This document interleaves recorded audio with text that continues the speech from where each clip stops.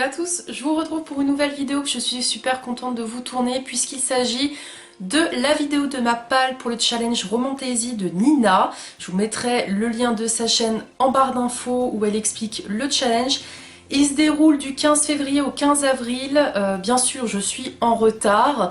Le challenge a déjà commencé, mais vu que j'avais en février mon Disney Book Challenge, je me suis dit que j'allais commencer celui Nina en décalé, vu qu'en plus il se déroule sur 3 mois. Comme ça, je le démarre à la suite du Disney Book Challenge. Et autant vous dire que je me suis fait une sacrée belle palle, qui n'est pas sponsorisée par De Saxus, même s'il y en a beaucoup. Et il y a beaucoup de briques, donc je ne traîne pas, je vous montre ça tout de suite. Alors pour la catégorie Enemies to Lovers, je ne l'ai pas en ma possession parce que je l'ai commandé très récemment. Il s'agit du Roi Maléfique de Holly Blake chez les éditions Rajo. J'ai lu le tome 1, Le Prince Cruel, durant le Disney Book Challenge et j'ai vraiment adoré. Et il y a clairement un Enemies to Lovers qui pointe le bout de son nez, surtout à la fin du tome 1. Et je me suis dit c'est l'occasion en fait d'avancer dans cette saga puisque le tome 3 est annoncé de mémoire pour mars. Donc autant vous dire que ça me permettra d'avancer dans cette saga et potentiellement la terminer cette année 2022. Pour la catégorie 2, il s'agit de créatures surnaturelles et je me suis dit il était temps que j'avance dans cette saga. Je me suis mis le tome 4 de The Immortal Instruments, donc c'est la Cité des Anges Déchus de Cassandra Clare chez PKJ. Niveau créatures surnaturelles, on est très très bien. Alors après, il y a beaucoup de tomes où il y en a dedans que j'ai sélectionné pour le challenge, mais c'est vrai que je me suis dit que ça serait bien que j'avance dans cette saga parce que je l'ai en intégralité dans ma palle. Et j'avais eu un énorme coup de cœur pour le tome 3. Je trouvais que c'était une saga qui augmentait en puissance. Donc j'ai hâte de retourner dedans. Ça se lit toujours super vite. Et j'aime énormément cet univers parce que niveau créatures surnaturelles, on a de tout, on a des vampires, on a des loups-garous, on a des anges, on a des démons, enfin on a vraiment de tout. Donc je trouve qu'il est parfait pour cette catégorie. Ensuite, il y a une catégorie que j'ai regroupée avec une autre parce que je pense que le challenge, je vais peut-être le faire... en fait, j'aimerais lire toutes ces lectures, donc je pense que ça va me durer bien 2 mois. Mais j'ai pas envie non plus de me mettre trop la pression. Donc c'est la catégorie cartes que j'ai cumulé avec la catégorie 5, Femme Badass. Et autant vous dire que je me suis mis une petite suite aussi d'une saga que j'aime énormément, dont j'ai eu un coup de cœur l'année dernière, et dont le tome 3 est annoncé également de mémoire pour mars. Il s'agit bien sûr de Nevernight, le tome 2, Les Grands Jeux de J. Christophe chez De Saxus, que j'ai ici en version brochée et qui est une belle pavasse. Et alors par contre je trouve que c'est génial parce que chez De Saxus, le dos ne se casse pas. En tout cas moi le tome 1 ne s'était pas cassé. Je l'avais lu en lecture commune avec Fanny, on avait fait un vlog ensemble, je vous le mettrai en barre d'infos. Mais un énorme coup de cœur sur cet univers qui est très sombre, mais en même temps il y a de l'humour parce que l'auteur il en amène quand même un petit peu pour, je pense, alléger un peu la tension qu'on a dans l'histoire. Il y a énormément de combats et de sang, donc si vous aimez pas le sang, évitez de lire cette saga, vous allez pas être bien. Mais Femme Badass, j'étais obligée de mettre notre chère Mia, et en plus ça va très bien avec Carte parce qu'on en a à chaque fois une, que ce soit dans le tome 1 ou dans le tome 2, donc je me suis dit je regroupe parce que vu que c'est une grosse brique, pour moi ça vaut 2 romans, hein, on va pas se mentir, mais j'ai trop hâte de lire cette suite parce que ouais, le tome 1 un énorme coup de cœur. Donc j'ai hâte de suivre Mia dans ses nouvelles aventures. Pour la catégorie 4, il s'agit d'un graphique. Alors je vais être honnête avec vous, j'en ai pas des 100 et des 1000 hein, de graphiques où il y a de la fantaisie, mais j'en ai trouvé un petit qui me permettrait d'avancer dans cette saga, et en plus je crois qu'elle est terminée en 5 tomes, donc faut que je me bouge. Je me suis mis le tome 2 de Créatures Fantastiques de Kazuya, c'est chez les éditions Komiku. J'avais beaucoup aimé le premier tome parce qu'en fait on suit cette petite fille qui veut devenir apprentie vétérinaire de ce professeur. Et en fait à chaque fois elle va aider des créatures fantastiques. Donc dans le tome 1 je me rappelle qu'il y avait eu un espèce de dragon. À chaque fois elle aide vraiment des créatures qui sont surnaturelles. Donc je me suis dit voilà, ça rejoint bien l'univers fantasy. Alors il n'y a pas de romantaisie dedans, mais il y a de la fantasy. Je me suis dit que ça pouvait passer, et j'aime beaucoup les couvertures, je trouve qu'elles sont toutes choupies, et les dessins j'avais beaucoup aimé dans le tome 1 parce qu'en fait la petite fille elle a vraiment un visage tout rond avec des yeux énormes, enfin j'ai trouvé vraiment trop choupinou.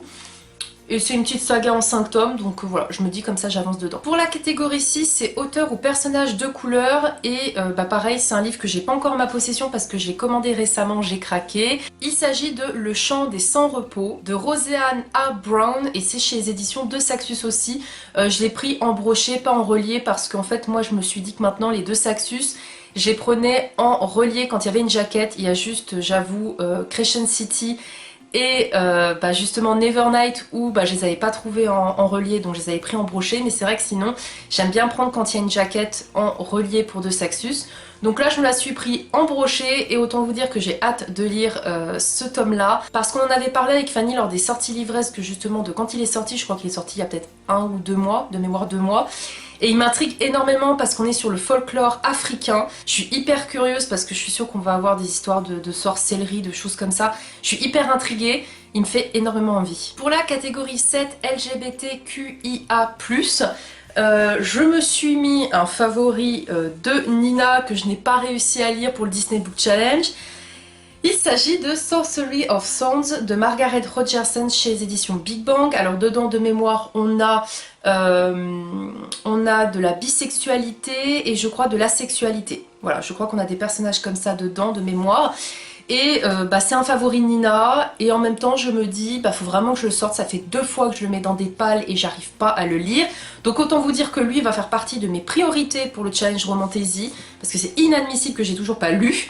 Il me fait super envie, en plus les éditions Big Bang ils l'ont sorti avec une édition magnifique en relié. Moi c'était trop tard, j'avais déjà acheté en brochet, mais en tout cas honnêtement c'est vraiment un livre qui me fait super envie, j'en ai eu que des bons retours. Donc il me tarde de le découvrir. La catégorie 8, il s'agit de belles couvertures. Et là, alors j'aurais pu le mettre aussi dans une autre catégorie, mais j'ai tellement envie de le lire depuis un moment. Voilà, il s'agit de Le sang et la cendre de Jennifer L. Armentrout chez les éditions de Saxus que j'ai pris du coup en relié puisque nous avons une jaquette. Voilà, où en plus on a écrit une pucelle, un devoir, un royaume. J'avoue qu'une pucelle ça me fait un peu grincer des dents comme tout le monde. Regardez-moi cette édition. Magnifique, franchement l'intérieur est tout aussi sublime. J'étais obligée de le sortir, il fallait que je le mette quelque part et j'étais obligée de le mettre dans belle couverture parce que il est je suis désolée, il est magnifique quoi, franchement top, sublime, sublime. J'aime énormément cette couverture, franchement le noir, le rouge, les épées, c'est tout ce que j'aime. Donc j'ai hâte de le découvrir. Alors c'est une bonne bricasse quand même, hein. Mais il me tente énormément. Je vous parlerai pas du résumé parce que je ne m'en rappelle pas et que je n'ai pas envie de relire le résumé parce que j'aime bien me lancer dedans et découvrir. Mais il fait partie d'énormément de pales du challenge Romantasy et c'est pas étonnant, il est sorti il n'y a pas si longtemps que ça. Soli de Livrement Addict, c'est un de ses coups de cœur, donc c'est pour ça que je vous dis ça pouvait rejoindre une autre catégorie, mais je me suis rajouté un petit bébé d'une copine qui va se reconnaître très rapidement, donc du coup je l'ai mis dans catégorie belle couverture. Catégorie 9, c'est anglais traduit ou de lire un livre en VO. Il fallait que je le mette dans une case aussi celui-là parce qu'avec Fanny on est en train de terminer la saga, donc il fallait à tout prix que je le mette dedans.